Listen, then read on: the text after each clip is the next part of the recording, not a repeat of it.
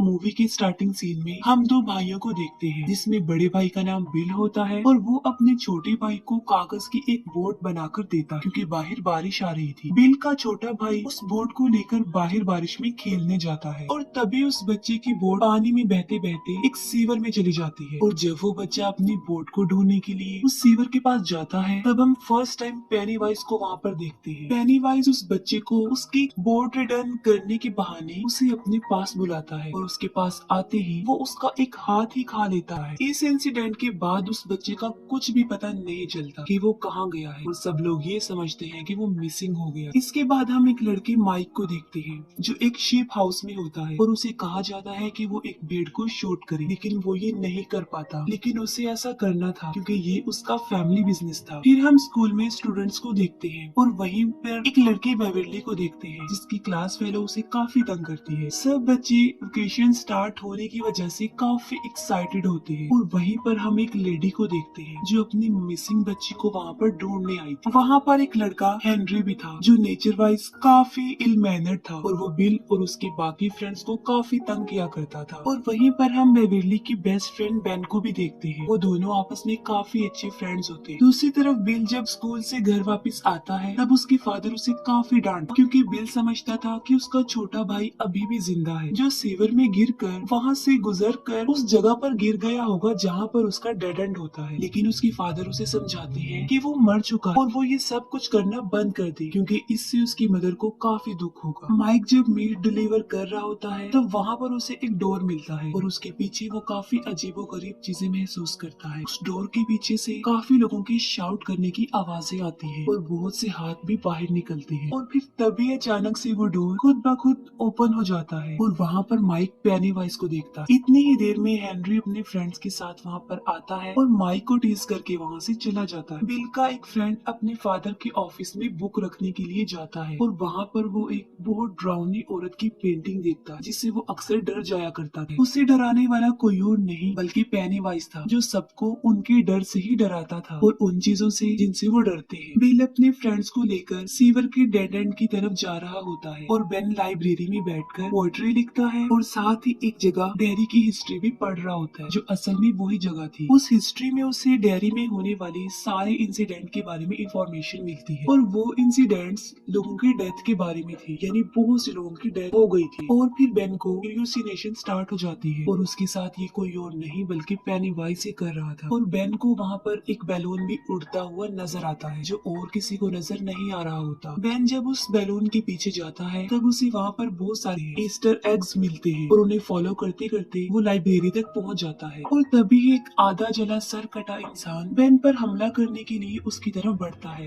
लेकिन बेन वहाँ से भाग जाता है। बेन जब वहाँ से जा रहा होता है तब हेनरी और उसके फ्रेंड्स उसे पकड़ लेते हैं, उसे काफी परेशान करते हैं और यहाँ तक कि हेनरी एक नाइफ से उसके पेट पर एच लिख देता है। इसी दौरान कार में एक कपल भी वहाँ से गुजरता है और बेन उनसे हेल्प मांगता है, लेकिन वो लोग उसकी एक नहीं सुनते। उसी कार में बेन एक रेड बैलून देखता है जिससे ये साफ जाहिर था कि वो कपल जो गाड़ी में बैठा हुआ है अब वो भी पेनीवाइज के कब्जे में आ चुके हैं। तभी किसी तरह बेन अपनी जान छुड़ाकर वहाँ से भाग जाता है और वो बैड ग्रुप उसका पीछा करते हैं। दूसरी तरफ बिल अपने फ्रेंड्स के साथ उस सिटी के सीवर की डेड एंड पर अपने भाई को ढूंढ रहा होता है, लेकिन वहाँ पर उसे किसी और बच्चे का जूता मिलता है। लेकिन इससे पहले कि वो सब लोग बिल के भाई को ढूंढने के लिए अंदर जाते, इंजर्ड बेन वहाँ पर आ जाता है। वहीं पर बिल का एक फ्रेंड बिल के छोटे भाई को ढूंढने के लिए अंदर चला जाता है और वहाँ पर उसे बहुत सारे गोस्ट नजर आते हैं। उसे वहाँ पर बहुत सारी सॉल्स नजर आती है और पेनीवाइज उसे मार डालता है। बिल और उसके बाकी फ्रेंड्स बेन के लिए बैंडेज इक्विपमेंट्स ले रहे होते हैं, लेकिन उनके पास पैसे कम होते हैं। उसी मार्केट में बेविरली भी होती है जो मेडिसिन लेने में उनकी हेल्प करती है और फिर ये फ्रेंड्स ग्रुप बेविरली को उनके साथ तालाब पर चलने के लिए इनवाइट करते हैं। बेविरली जब घर पहुंचती है तब उसके फादर एज यूजुअल उसके साथ काफी अजीब बिहेव करते हैं। अपने फादर के बिहेवियर की वजह से बेविरली काफी अपसेट रहती थी और इस बार तो वो इतनी दुखी होती है कि वो अपने बाल काट लेती। फिर वो सब फ्रेंड्स और बेविरली तालाब पर काफी एंजॉय करते हैं। ये सब फ्रेंड्स मिलकर बेन के घर जाते हैं और वहाँ पर उसका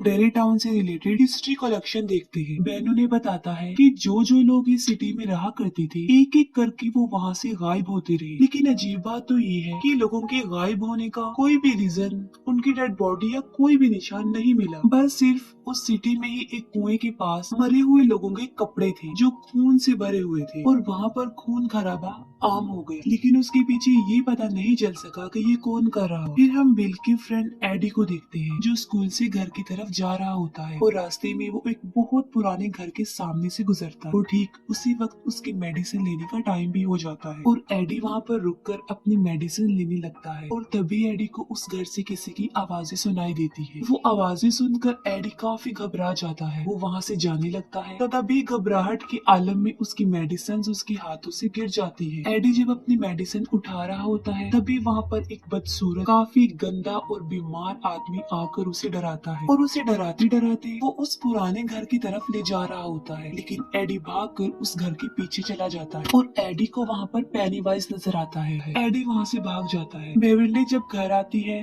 तब उसे एक पोएट्री कार्ड मिलता है जिसे पढ़ने के लिए वो वॉशरूम में जाती है। बेवर्ली जब वो पोएट्री पढ़ रही होती है तब उसे वॉश सिंक से बच्चों की आवाजें सुनाई देती है। बेवर्ली जब एक मेजरिंग टेप उस सिंक के अंदर डालकर बाहर निकालती है तब वो खून से भरा हुआ वापस आता है और उस पे इंसानी बाल भी लगे होते हैं जो बेवर्ली की पूरी बॉडी से लिपट जाते हैं और उसे अंदर की तरफ खींचते हैं। इसके बाद उस वॉश सिंक से बहुत सारा खून तेजी से बाहर निकलता है और पूरा वॉशरूम और बेवर्ली खून से भर जाते हैं। बेवर्ली की रोने की आवाज सुन के उसके फादर भी वहाँ पर आ जाते हैं लेकिन वो ऐसा रिएक्ट करता है जैसे वहाँ पर कुछ भी नहीं हुआ। बिल जो कि अपने छोटे भाई को काफी मिस कर रहा होता है लेकिन तभी वहाँ पर उसे किसी के होने का एहसास होता है और वहीं पर उसे किसी के पाँव के निशान भी मिलता है और जब वो उन पैरों के निशान के पीछे जाता है तब उसे उसका छोटा भाई नजर आता है जो उसे बेसमेंट में ले जाता है। पहले बिल का छोटा भाई उसे इमोशनली ब्लैकमेल करता है और फिर देखते ही देखते एक शैतान में तब्दील हो जाता है और तभी वहाँ पर पेनीवाइज भी आ जाता है जो बिल पर अटैक कर देता है। लेकिन ठीक वक्त पर बिल अपनी जान बचाकर वहाँ से भाग जाता है। फिर बेवर्ली उन फ्रेंड्स को अपने घर बुलाकर उन्हें अपना वॉशरूम दिखाती है। सब बच्चे भी देखते हैं कि वहाँ पर बहुत ज्यादा खून है लेकिन बेवर्ली सोचती है कि उसके फादर को वो क्यों नहीं नजर आ। फिर वो सब मिलकर वॉशरूम क्लीन करते हैं। वो फ्रेंड्स आपस में डिस्कस करते हैं कि कुछ न कुछ तो गड़बड़ जरूर है क्योंकि उन लोगों के साथ भी कुछ न कुछ अजीबोगरीब हो रहा है और वो जोकर उनको भी नजर आता है। तभी कुछ दूर फासले पर उन्हें हेनरी की कार और माइक की साइकिल नजर आती है और वो माइक को बचाने के लिए फौरन भागते हैं। दूसरी तरफ हेनरी और उसके फ्रेंड्स जबरदस्ती माइक को कच्चा गोश्त खिलाने की कोशिश करते हैं और उसे काफी पीटते भी हैं। तभी कुछ दूर फासले पर माइक को पेनीवाइज नजर आता है जो एक बच्चे का हाथ खा रहा था और साथ साथ वो माइक को एक अजीब सी स्माइल भी दे रहा था और तभी फौरन वो फ्रेंड्स वहाँ पर पहुँच जाते हैं और हेनरी और उसके फ्रेंड्स पर पत्थरों की बारिश कर देते हैं और वो लोग माइक को सेव कर लेते हैं। फिर वो ग्रुप मिसिंग होने वाले बच्चों के पोस्टर देख रहे थे। तभी बेन उन्हें बताता है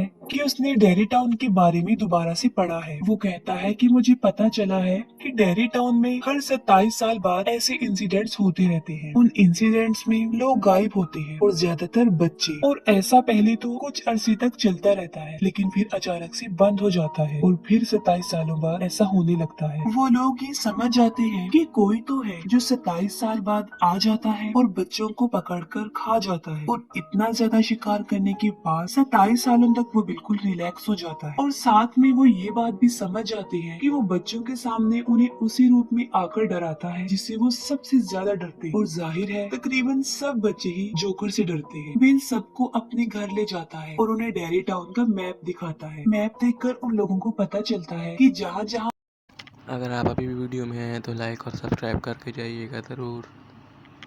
वो इंसिडेंट्स हुए थे वो जमीन के नीचे एक गटर से जुड़े हुए हैं और ये सारे गटर एक ही जगह पर आकर आपस में मिलते हैं और वो कुआं है जो उसी पुराने घर में था। वो बच्चे फौरन ये समझ जाते हैं कि पेनीवाइज वहीं पर रहता है उसी पुराने घर के कुएं में। तभी एडी इन बातों से काफी डर जाता है और वो सब कुछ बंद करने के लिए कहता है लेकिन अचानक से प्रोजेक्टर अपने आप ऑन हो जाता है और पिक्चर्स खुद ब खुद चेंज होने लगती है। ये देखकर वो लोग काफी घबरा जाते हैं, काफी डर भी जाते हैं और तभी उन पिक्चर्स में बिल के छोटे भाई की पिक्चर भी आती है और तभी फौरन पेनीवाइज भी एक पिक्चर की सूरत में उनके सामने आता है और तभी पेनीवाइज उस फोटो से निकलकर उन बच्चों को डराता है। वो सारे बच्चे काफी डर जाते हैं लेकिन बिल डिसाइड करता है कि वो उस पुराने खंडर वाले कुएं में जाएंगे और पेनीवाइज का मुकाबला करेंगे। वो सब बच्चे बिल की बात मानकर उसके पीछे पीछे उस घर में जाते हैं। बिल कहता है कि हमें उसका मुकाबला करते हुए उसे रोकना चाहिए वरना ये सिलसिला ऐसे ही चलता रहेगा और हो सकता है कि नेक्स्ट उनमें से ही कोई हो जो मिसिंग हो जाए और उस जोकर का शिकार बन जाए। और जब वो लोग उस घर के अंदर जाते हैं तो पेनीवाइज उन्हें विजन दिखाता है और एक दूसरे से अलग कर देता है। एडी फिर से उस क्रीपी आदमी से डरकर ऊपर से नीचे गिर जाता है और काफी इंजर्ड हो जाता है। उन फ्रेंड्स में बिल का फ्रेंड रिची जो एक रूम में बंद हो जाता है और वहाँ पर बहुत सारे जोकर्स थे और तभी वहाँ पर पेनीवाइज आ जाता है। लेकिन इससे पहले कि वो रिची को कोई नुकसान पहुँचाता बिल बिल्कुल ठीक वक्त पर दरवाजा खोलकर उसे बचा लेता है और फिर पेनीवाइज एडी के पास जाता है। लेकिन इससे पहले कि पेनीवाइज एडी को डराकर मार देता बिल और रिची वहाँ पर पहुँच जाते हैं और पेनीवाइज उन दोनों पर ही अटैक कर देता है और तभी बेविरली एक लोहे की रॉड को पेनीवाइज के सर में दे मारती है जिससे वो जख्मी हो जाता है। लेकिन इसके बावजूद भी वो बच्चों को डराने से बाज नहीं आता। वो उन्हें काफी डराता है और अपने बड़े बड़े नाखूनों से वो बेन को जख्मी कर देता है। लेकिन वो सारे बच्चे वहाँ पर एक साथ थे और पेनीवाइज भी इंजर्ड था तो वो उन्हें कोई नुकसान पहुँचाए बगैर ही वहाँ से चला जाता है। तभी बिल उसका पीछा करता है और उसे उस कुएं में जाते हुए देख लेता है और तभी वो सब बच्चे उस घर से अपनी जान बचाकर भाग जाते हैं। बिल अपने फ्रेंड्स को कहता है कि वो दोबारा से उस घर में जाएंगे लेकिन अब वो पूरी तैयारी से आएंगे और बड़ी बहादुरी से वो पेनीवाइज का मुकाबला करेंगे। लेकिन बेविरली के अलावा कोई भी उसकी ये बात मानने के लिए एग्री नहीं होता। वो कहते हैं कि वो लोग वापस वहाँ पर नहीं जाएंगे। बिल का फ्रेंड रिची जब उसे कहता है कि उसका भाई अब मर चुका है बिल को इस बात पर गुस्सा आ जाता है और उन दोनों में लड़ाई हो जाती है और वो ग्रुप आपस में बिखर जाता है। बेविरली उन्हें काफी समझाती है कि पेनीवाइज यही चाहता है कि वो सब एक दूसरे से अलग हो जाएं क्योंकि उसे पता है कि अगर वो साथ रहे तो वो उसका मुकाबला कर लेंगे। लेकिन बेविरली की ये बात कोई नहीं सुनी। दूसरी तरफ हेनरी को अपने घर के पास रखे गए लेटर बॉक्स के ऊपर एक रेड बैलून उड़ता हुआ नजर आता है जो पेनीवाइज के वहाँ होने का साइन था। जब उस बॉक्स को ओपन करता है तब उसे वहाँ पर एक नाइफ मिलता है। ये नाइफ उसी का था जो जंगल में गिर गया था जब वो बेन के पीछे भागा था। हेनरी जब उस चाकू को ले लेता है तब वो पूरी तरह से पेनीवाइज के कंट्रोल में आ चुका होता है। पेनीवाइज हेनरी को बहुत फोर्स करता है कि वो अपने फादर को जान से मार डाले जबकि हेनरी सच में पेनीवाइज के बहुत ज्यादा कब्जे में आ चुका था और वो सच में ही अपने फादर को जान से मार डालता है जब वो सो रहे होते हैं। बेविरली के डैड अग्रेसिव होकर उसके साथ जबरदस्ती करने की कोशिश करते हैं। बेविरली अपने फादर को टांग मार के वहाँ से भाग जाती है और खुद को वॉशरूम में बंद कर लेती है। लेकिन बेविरली का फादर बाथरूम के दरवाजे को तोड़कर अंदर घुस जाता है। अपनी जान बचाने के लिए बेविरली सिंक अपने फादर के सर में मार देती है जिससे वो इंजर्ड होकर बेहोश हो जाता है। दूसरी तरफ बिल बेविरली को ढूंढते ढूंढते उसके घर तक चला जाता है जहाँ पर उसे उसके फादर की डेड बॉडी के साथ दीवारों पर पेनीवाइज का मैसेज मिलता है। वहाँ पर लिखा होता है कि यू डाई इफ यू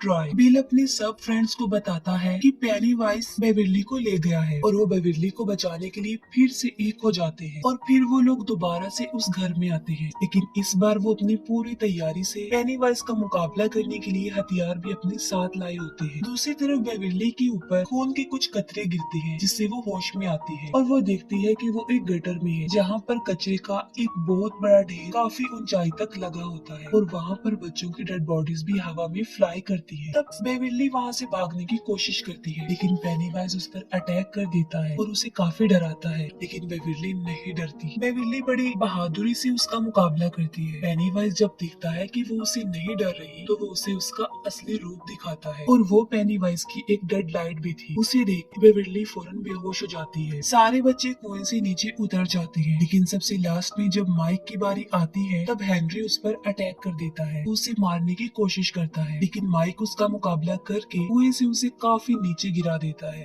वो लोग जब नीचे उतर रहे होते हैं तब उनका एक फ्रेंड उनसे बिछड़ जाता है और यहाँ पर पेनीवाइज उस भयानक पेंटिंग वाली औरत की सूरत में उस पर अटैक कर देता है। बाकी फ्रेंड्स अपने उस दोस्त को ढूंढने के लिए वहाँ पर पहुँच जाते हैं लेकिन इससे पहले कि पेनीवाइज उसे जान से मार डालता वो सब वहाँ पर पहुँच जाते हैं और पेनीवाइज वहाँ से भाग जाता है और तभी बिल को अपना छोटा भाई भी वहाँ पर पर नजर आता है जिसको फॉलो करते हुए वो बिल्कुल उसी जगह पर पहुंच जाता है जहाँ पर बेविरली भी थी। बेविरली हवा में लटकी हुई थी और बिल उसे नीचे लाने की कोशिश करता है और फिर बिल अपने भाई के पास चला जाता है। तभी बाकी फ्रेंड्स वहाँ पर आ जाते हैं और सब मिलकर बेविरली को नीचे उतारते हैं, लेकिन बेविरली होश में नहीं थी। वो सब उसे होश में लाने की कोशिश करते हैं लेकिन स्टिल वो होश में नहीं आती। फिर बेन बेविरली को हक करता है क्योंकि वो उसे लाइक करता था, तो इसी वजह से बेविरली पेनीवाइज के ट्रैप से बाहर आ जाती है और बिल्कुल होश में आ जाती है। पेनीवाइज बिल को उसके छोटे भाई के रूप में काफी इमोशनली ब्लैकमेल करता है और उसे अपने साथ घर ले जाने के लिए भी कहता है। बिल उसकी बातें सुनकर रोता है और कहता है कि मैं जानता हूँ कि तुम मेरे भाई नहीं हो, और वो उसे गन से शूट कर देता है। और फिर पेनीवाइज अपने असली रूप में आकर उन सब पर अटैक कर देता है। वो सब बच्चे